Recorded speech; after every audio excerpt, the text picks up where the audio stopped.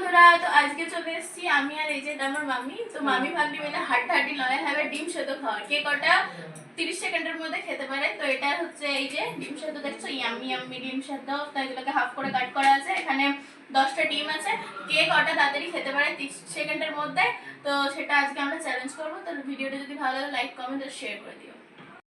Start.